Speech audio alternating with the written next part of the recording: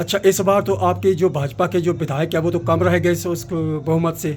जिस भी व्यक्ति ने उस पार्टी को वोट दिया है चाहे नहीं दिया है, उस सरकार में सब लोगों की हिस्सेदारी होती है। हिमाचल प्रदेश में नई विधानसभा के लिए 68 विधायक चुनकर सामने आ गए हैं।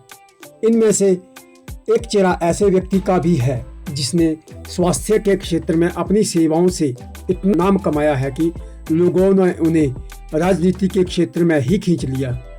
हम बात कर रहे हैं प्रसिद्ध न्यूरो सर्जन डॉक्टर जनक राज की, जिन्होंने पूर्व वन मंत्री ठाकर सिंह भरमौरी को 5000 से अधिक मतों से पराजित किया है।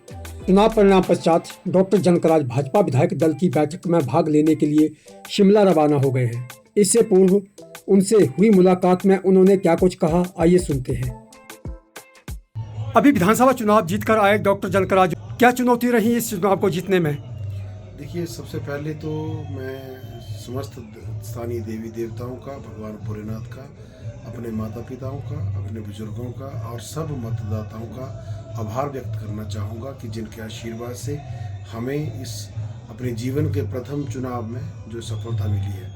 देखिए, चुनौतियाँ तो जीवन का एक अहम हिस्सा है और चुनौतियाँ तो लगातार जो है वो जीवन में मिलती रहती हैं, चाहे वो सबको साथ लेकर चलने की चुनौती हो, चाहे वो जीवन में पहला चुनाव लड़ने की चुनौती हो, चाहे वो क्षेत्र की समस्याओं के समाधान के लिए लोगों के साथ जो वायदे किए जाते हैं चुनावों के दौरान उनको पूरा करने की जो योजना है वो एक चुनौती है। तो बहुत सारी चुनौतियां हैं और हम उम्मीद करते हैं कि लोगों की आशाओं पर हम खरा उतरेंगे। ये चुनाव जीतने के बाद क्या करेंगे?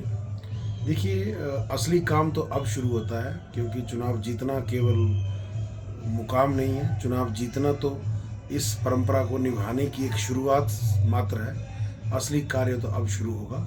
जो शपथ ग्रहण के बाद जो हमने अपने क्षेत्र के लोगों की समस्याओं के समाधान हेतु एक जनप्रतिनिधि के तौर पर कार्य करना है। असली जो हमारे से जो लोगों की उम्मीदें हैं, जो सिस्टम से लोगों को उम्मीदें हैं, उन उम्मीदों पे हमें खरा उतरने का जो दारोमदार है, जो हमारी परीक्षा है, वो अब शुरू होनी है। आप तो पूरे भरमौर और पांगी विधानसभा क्षेत्र में घूमे, क्या क्या मुख्य यहाँ की समस्याएं हैं और किन बिंदुओं पर काम करना चाहेंगे? देखिए, सड़क, शिक्षा, स्वास्थ्य, बिजली, मोबाइल नेटवर्क, पीने का पानी, ये प्रमुख 6 समस्याएं हैं जो पूरे विधानसभा क्षेत्र में अलग अलग स्तर पर लोगों को आज दिन तक इन समस्याओं से जूझना पड़ रहा है। तो हमारी कोशिश रहेगी कि अगले विधानसभा चुनाव से पहले लोगों की इन समस्याओं का समाधान हम इस तरीके से करें कि लोग खुद अगले चुनाव से पहले ये कहें कि इस बार भी हमने आपको वोट देना है, तो आप ही हमारे कैंडिडेट होंगे। राजनीति में आप किसे अपना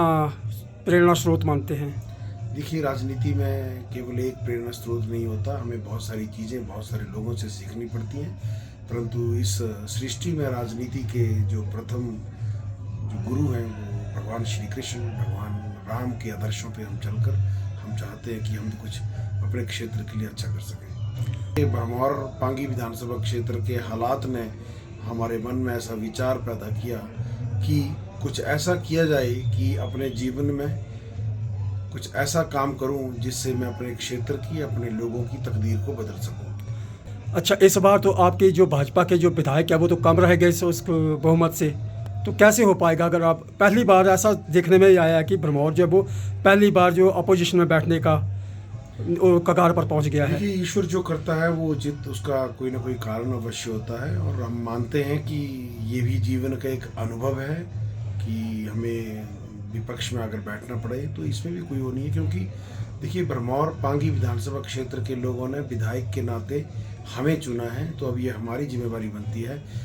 सरकार जो भी बनती है वह किसी एक पार्टी की नहीं होती है। ये अलग विषय है कि चुनाव से पहले अलग अलग पार्टियां अपना चुनाव प्रचार करती हैं और चुनाव में जीत दर्ज करती हैं। जब सरकार का गठन होता है तो सरकार निष्पक्ष तौर पर कार्य करने वाली एक बॉडी होती है और जिस भी व्यक्ति ने उस पार्टी को वोट दिया है चाहे नहीं दिया है, उस सरकार में सब लोगों की हिस्सेदारी होती है और सरकार सब लोगों के लिए उत्तरदायी होती है। भरमौर विधानसभा क्षेत्र भी हिमाचल प्रदेश का एक अभिन्न अंग है और हिमाचल में जो भी नई सरकार का गठन होगा वो पांगी भरमौर के विकास के लिए की वचनबद्ध होगी।